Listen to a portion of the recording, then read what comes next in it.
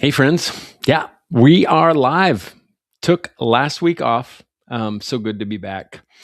I absolutely love it when our upcoming guests to the show, the show,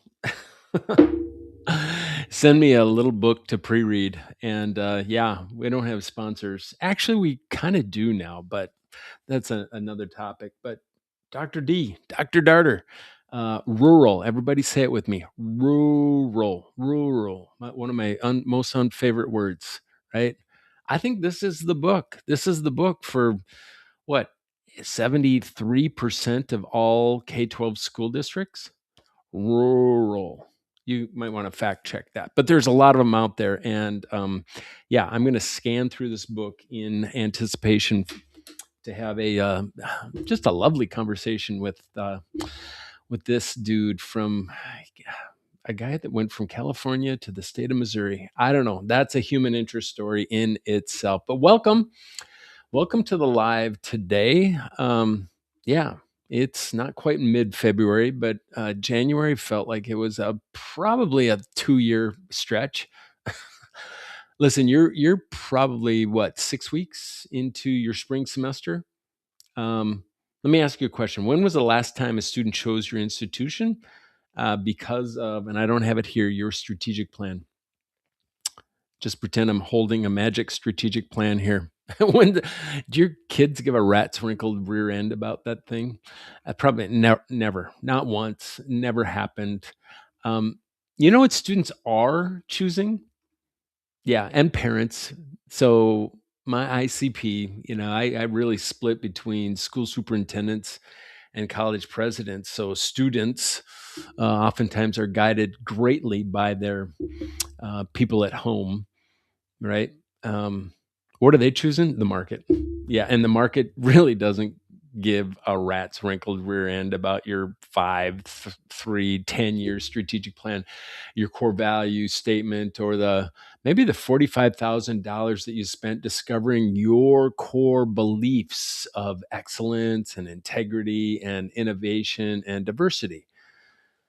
Yeah, yeah, it looks good on the wall, but here's the math. It should probably terrify every board member that might not be listening to this live today. If you take 2.9 million people, we'll just call them students, gonzo, okay?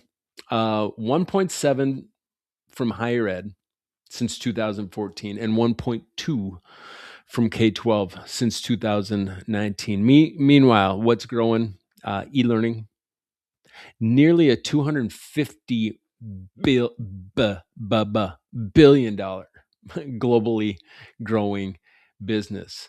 If you're looking for where's the innovation, it's really in e-learning today. Okay, that's up annually by about 15%. School choice, the federal favor upon school choice today is interesting, right? Up 23% year over year. And yeah, Federal Reserve projects another 80 additional campuses to be closed by 2029. Folks, yeah, those kids are in high school right now. Mm-hmm. Add it up. That's not a market correction. That's just a market verdict. So here's what probably nobody has been whispering in your ear. Yeah, you're all just saying, hey, this time will be different. We just need to refocus. We need to renew our energy. We need to have a pep talk with some good music, a lively speaker, and then we're going to be hitting on all cylinders again. And here's the truth. You already know it, but you won't want to say it out loud. Your January priorities, remember those from the 2 year stretch of January? Yeah, they're based on the same infrastructure that really deteriorated your July priorities. Okay, just like stop sticks, just like a stick in the spoke of your bicycles, right? Um, you're allowed to be just dreading the next cabinet meeting where someone just proposes the word refining, the strategic plan, instead of admitting the market has already just rejected it. Totally did we're part of a skier family, track on your left, passed you right by. Yeah. Because here's what really matters. While maybe you're in your third strategic planning committee meeting of the semester, just make sure you're feeding them good food, right? Keep them engaged. The students look out the window. Look out that window over there. Students are choosing providers who already have built what you still are planning and discussing. Yeah. So let me show you with 3 leaders. I pulled a number of leaders in, not a whole bunch, but there were 9, and they were the right leaders last week. Um, both superintendents had a headmaster as well from a private. We let the privates in. They were very well behaved and quite finished. But yeah, so K-12 and higher ed, put them in the same room. February 4th was the date. One of my best exchanges that I think we've had. So not a whole, like I said, not a big group, but there wasn't any keynotes, there wasn't a presentation, there were no vendor pitches, just superintendents managing like Title I schools, sitting next to university chancellor, right? And community college presidents serving like 30,000 dual credit students. They're all comparing notes with the independent school heads. Yeah, different budgets, different boards, much the same crisis. Right. And here's what every single one of them had to admit.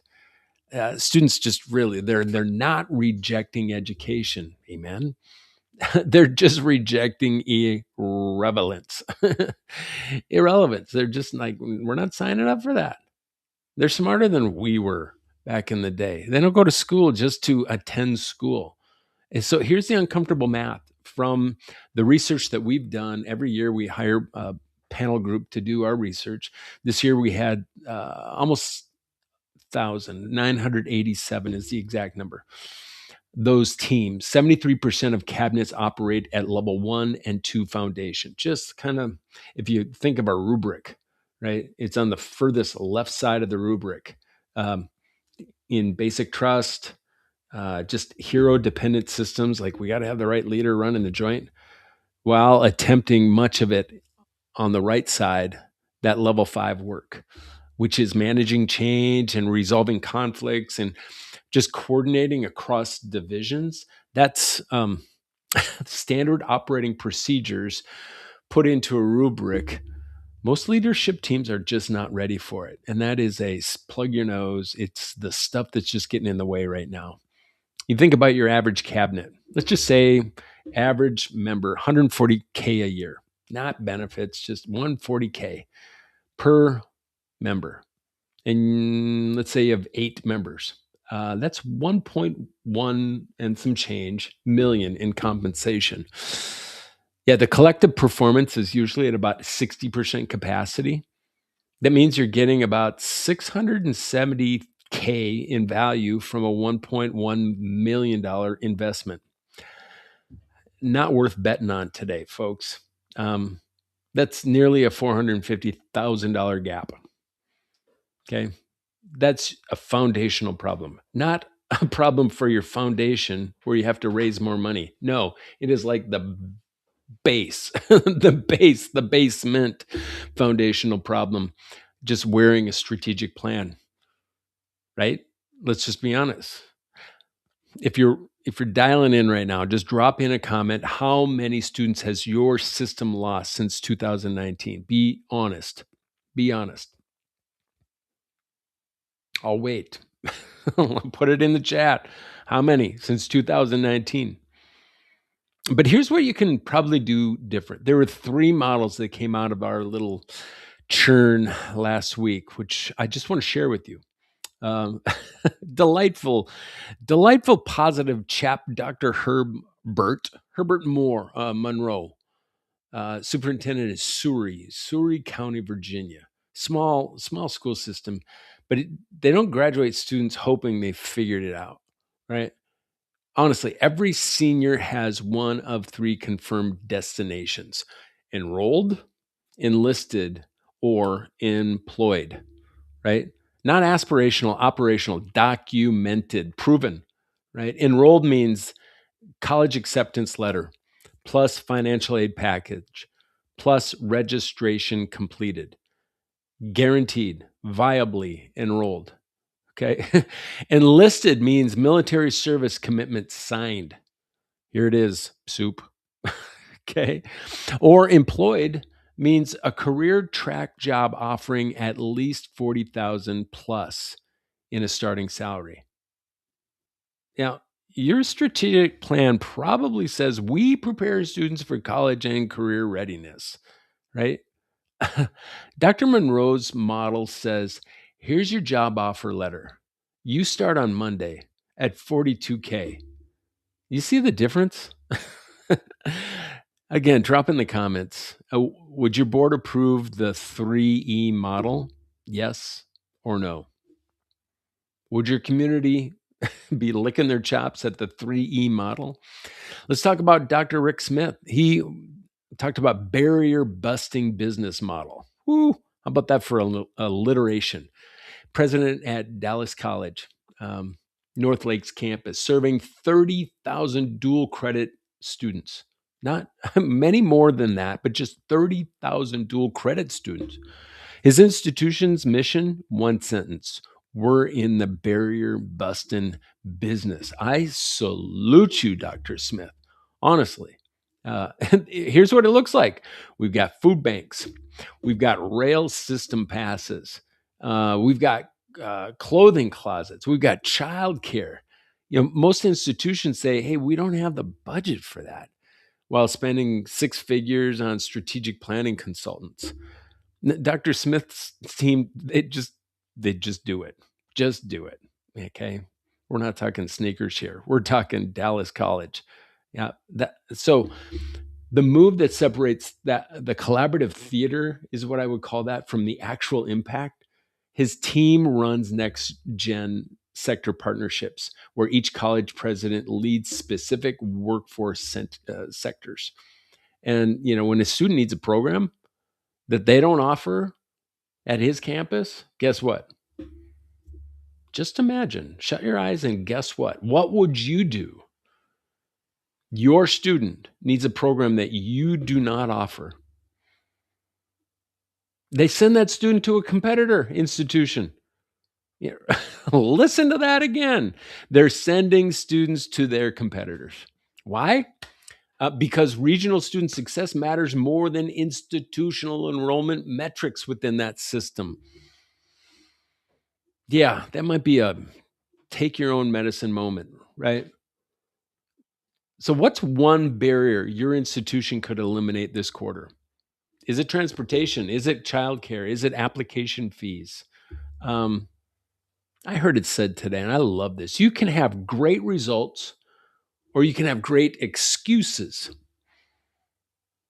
but you can't have both. Let's talk about the third one, credential stacking for immediate employment. So I love this chap's name, Dr. Joseph Jones. Joe, we call him. Superintendent at Newcastle County, Delaware. About 1,200, not students, they are apprentices. How about that? Just words mean a lot, don't they? $15.5 million in collective earnings. Average student earns nearly $20,000 a year. Graduation rate across the 3 Title I schools, 98%. We're not talking an elite hockey program here, folks. We're talking about real life, real need, real opportunities.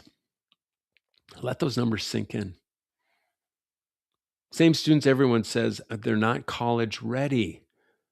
Different infrastructure altogether. That's what it's about. His innovation, called it the 2-week about. Right? Students alternate every 2 weeks between job site and the classroom. Brilliant. Absolutely. Students graduate employable as paraprofessionals earning 35 to 45K, not substitutes earning $12 an hour. Right? Dr. Jones told us last week there's no reason a student really has to write 5 essays in one marking period to get a better essay. It should be one essay written 5 times, ready for publication. Relevance for kids in 2026, baby. It is everything. And your strategic plan focuses on rigor. Hmm. Not rural, not rigor. His students are asking, but can I pay rent? Uh-huh. Real kids, real opportunity. So here's what these three models really prove. And I was just so heartened after that session last week. Institutional competition minus regional collaboration equals everybody loses. That's the reality. Put that on spin. But when you guarantee outcomes, you eliminate the barriers and let your students earn while they learn, the market doesn't reject you. Boom, period. The market chooses you. So here's what's at stake. You really have two options. Option one, you can walk into your next cabinet meeting um, and propose a refined strategic priorities and watch them stall by April, and you're going to repeat them next January. If you've been around the block a few times, you know the game. Option two is you can just build different. You pull out your strategic plan and ask your team three brutal questions I'm about to give you. Walk into your next meeting and say, before we jump into refining our plan, let's really examine what these three models teach us about building what students actually need. You know, the leaders who break the cycle, they're not the ones with better strategic plans. They're the ones who finally listen to what the market is teaching them and build the infrastructure students actually need. It's not that difficult, folks. Okay. Dr. Monroe guaranteed every senior has confirmed employment, enlistment, or enrollment. Dr. Smith, he sends students to competitors because regional outcomes matter more than institutional metrics. And Dr. Jones, not superhuman, nearly. You should see the biceps on that dude. They just stopped defending institutional structures and started building student coherence. Isn't that what it's about? Culture, coherence, and just human systems, right? 2.9 million students left our systems. 80 more colleges are going to close by 2029. Who are the heroes and who are the victims? The question isn't whether your cabinet has talent. The question is whether they built the infrastructure, right, to move the market velocity instead of strategic planning speed. You can do this, boss. Your team can do this, but only if you start. And this week ain't too late. Seriously, honestly, just start. I kind of ascribe to Brene Brown's SFD.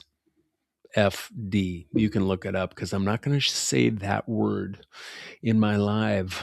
But yeah, the SFD. You can start where you're at and know that you're going to finish someplace else. Isn't that what the joy of life is all about? So here's what you can do right now. Pull out your strategic plan. Ask yourself three brutal questions. Question one, can I guarantee where every graduate goes? Employed, enlisted, enrolled, or do I just hope that they figure it out? I'm atoning for my own sins. Honestly, as a high school principal and a superintendent back in the day, I you just provided the opportunity. You didn't necessarily ensure that it happened, right? If you can't guarantee the outcomes, you have an infrastructure gap, not a student motivation problem. You really do.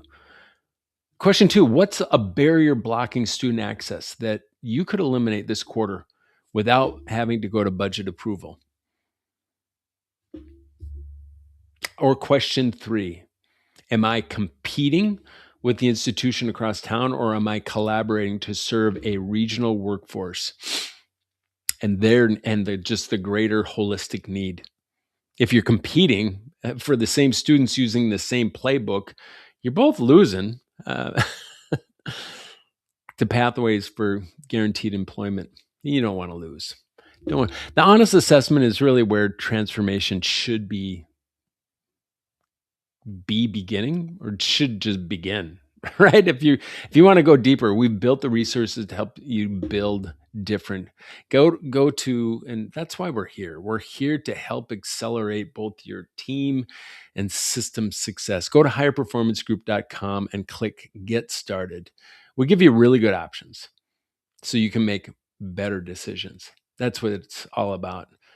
You want the team intelligence assessment? We can give you that. It'll show you exactly which foundations you're missing. It's there. You want to schedule a virtual coffee and talk through that specific context? It's there too. If you want to check out that Team Institute thing, that's our most robust program. It's right there, right? No pressure, just practical tools, right, for leaders building what students actually need. So you can comment below, what's one priority from your strategic plan that the market has already rejected? Try to use only one word. That's my challenge to you. One priority from your strategic plan. The market has already just like put its heel on it and squished it. It's gone. So you're like, I want that back. Yeah, I'm seeing innovation. I'm seeing transformation. Yeah, where's excellence? Because that normally pops up. Those are values, not market response pathways. And really, that's the gap, folks.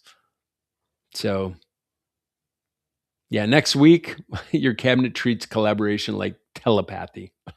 Telepathy. Sounds like a fish, right? Why educational leaders keep launching cross divisional initiatives without really building coordination and infrastructure. Yeah, and then blame the resistance to, well, right over there. You see them? They're resisting us. Let's talk about that next week. Look, it's almost mid-February. You're 6 weeks into that spring semester, feeling the weight of just knowing that what you launched in January might really fail the same reasons everything else failed last semester. Here's what you should know. The leaders who break the cycle, they're the ones with they're not the ones with better strategic plans. They're the ones who finally listen to what the market is teaching them and they build the infrastructure their students actually need. I think you could be there by June, but only if you use this week to ask some different questions. That's what it's all about. So let's build different today. I'm Dr. Joe. I'll see you next week. Peace.